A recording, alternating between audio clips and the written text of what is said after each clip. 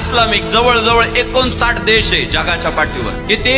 59 देश इस्लामिक आहे. बांगलादेश मध्ये दंगल झाली, तिथली पंतप्रधान शेख हसीना कोणत्या देशात आली? कोणत्या देशात आश्रय मागितला? भारतात. का हो? 59 देश आहे ना तुमचे, मग भारतात का? तिला माहितीये ही एकमेव माती आहे जी माती बाईच्या अंगाला हात नाही घालत.